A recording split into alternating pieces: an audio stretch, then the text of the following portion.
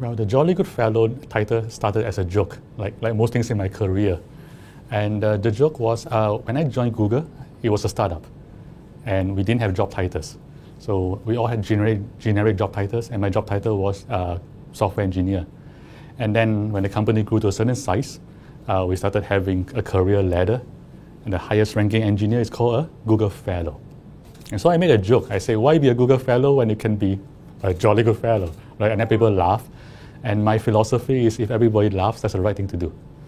So I sent it for printing. I printed my business card, Jolly Good Fellow, without telling HR. I knew that they needed to approve or disapprove it. So which is why I put Jolly Good Fellow, which nobody can deny, because it's part of the song, right? And say, which nobody can deny, thinking that they'll deny it. And when they did, I have a funny story to tell. So either way, I win, right? And then it turns out HR had a sense of humor. They did not deny it. It got approved. And then it was on my business card. And then it was on the front page of the New York Times. And then since then, I got stuck. So that's how the job title came about. The job came about in a different way. So my job description now in Google is to enlighten minds, open hearts, create world peace. And this came about starting from 2003. So I was taking a walk outside the Google campus at that time, and suddenly I had this epiphany, and I knew what I wanted to do for the rest of my life, which was to create the conditions for world peace in my lifetime. But I didn't act on it immediately.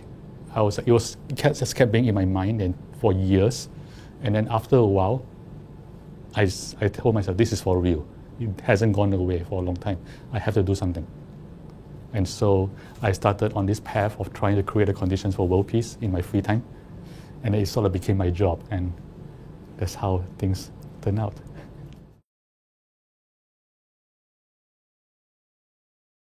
The number one thing is being and doing. So at work, we correctly emphasize on doing, right? We do stuff at work and we are judged on what we do. However, as important as doing is being.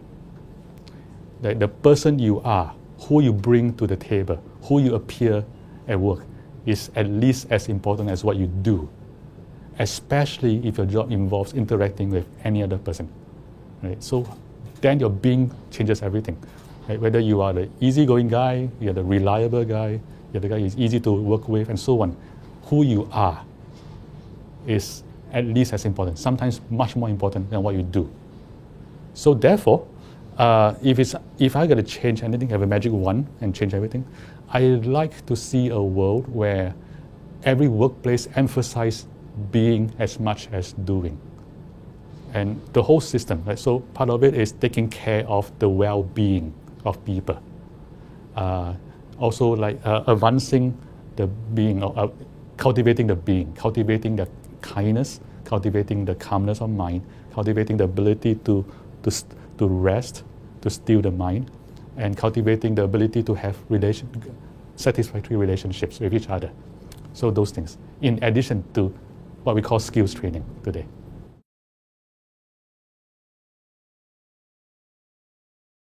The currency of information is attention, because in order to consume information, you have to pay attention.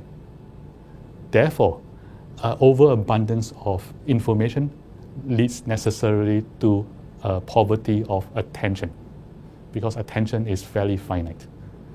My mind is valuable, especially for my job. I think for all of us, the mind and the brain is a tool that we use to do our jobs. So we have to keep it sharp, keep it fit. So for me, the fitness of the mind is meditation. Right? Every time I bring my attention necessarily, I bring it back. It is like training the muscles of the mind. So I have a fit mind. And the mind becomes concentrated, creative, open, and calm. But if I spend it on consuming junk information, then it's counterproductive. Then I'm losing my edge. So I think it's useful if we all see from that point of view. Then we don't need a detox. We can do the right thing.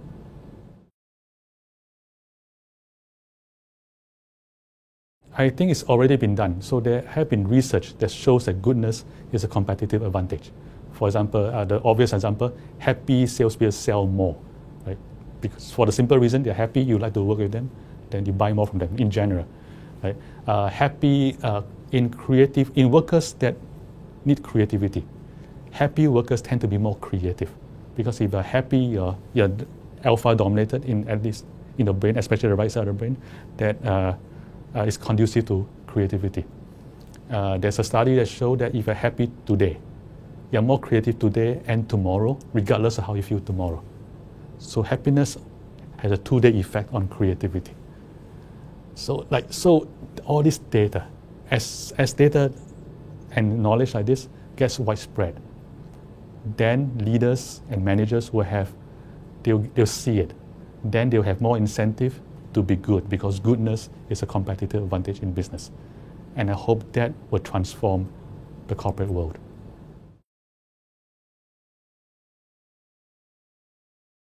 Inner peace, inner joy, compassion.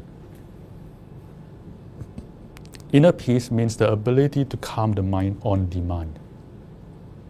And that you've learned it in Search Inside Yourself, in mindfulness. That is the key basic skill of SIY. And in general, it's the key basic skill of all higher cognitive and emotional abilities. And that one skill alone, life-changing.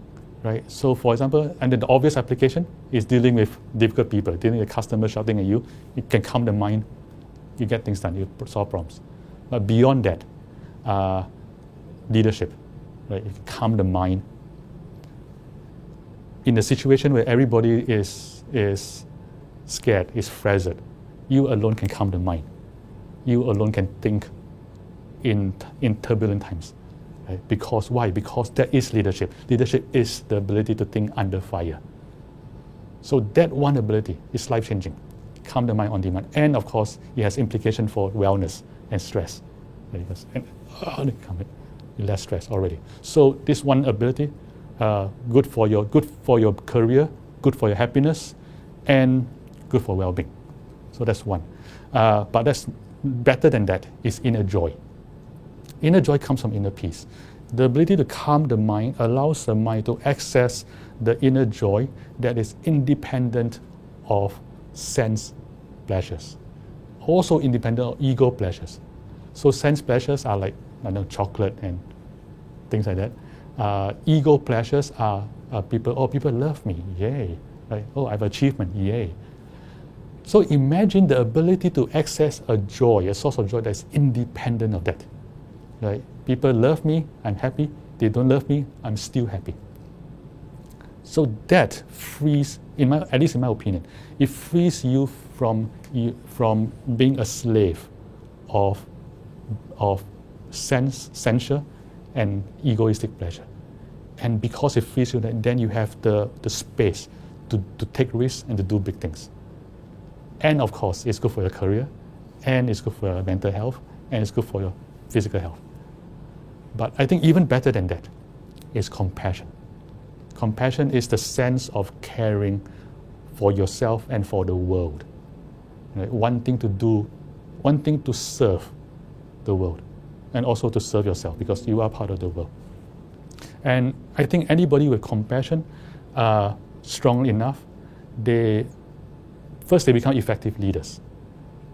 Because we talked about this in SIY, in Search Inside Yourself, that the best leaders are level 5 leaders, the most effective leaders. They are humble and they are very ambitious for greater good. And the ambition comes from compassion. They want to serve the greater good because of this compassionate feeling. Right? So compassion is the component, a necessary component of level 5 leadership. In addition to that, compassion is also scientifically, according to neurological studies, the condition for the greatest happiness ever known in the history of neuroscience. So it's good for your happiness also. It's good for your career. There's no downside. And this is compassion, global compassion, is the trigger for world peace.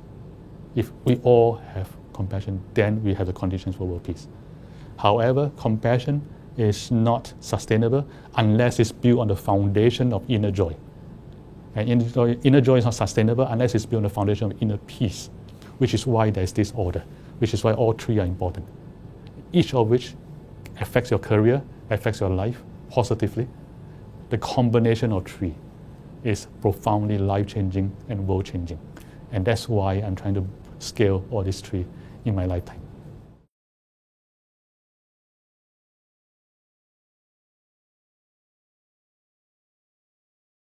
What is the minimum amount of time it takes to meditate in order to derive benefits? Right? So what's the minimum viability? Traditionally, if you look at the old traditions, people assume that it takes a very long time to derive benefit from meditation. But the recent research has broken that. It turns out it doesn't take that much time. I think one of the seminal studies, this is from the researcher Y.Y. Tang, he showed that within 100 minutes of meditation, you can begin to measure differences, measurable differences, 100 minutes, fewer than 2 hours. And then there's, so that was groundbreaking. There's another groundbreaking research that was much more recent. It was, I think, 2013 in a different context. This was, the study was GRE. So a bunch of students, a control group and then the experimental group. Experimental group, they did 10 minutes of meditation a day for 2 weeks. So 140 minutes of meditation. Mindfulness, simple stuff that we learn in SIY. Bring attention to the breath, wonders away, bring back. That's all. 140 minutes of that, they improve their GRE scores. So it's like, it doesn't take a lot, 100-ish minutes. It changes everything.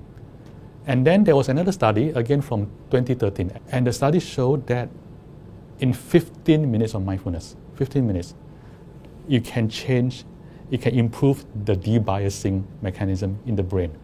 In other words, you're less biased in decision making. So in just 15 minutes of meditation or mindfulness, you already make better decisions. Doesn't take that long. It's fascinating. But what is the bare minimum? I want to argue that the bare minimum to have any benefit is one breath. One breath. Shall we try that? So just take one breath, bring full attention to the in-breath and out-breath.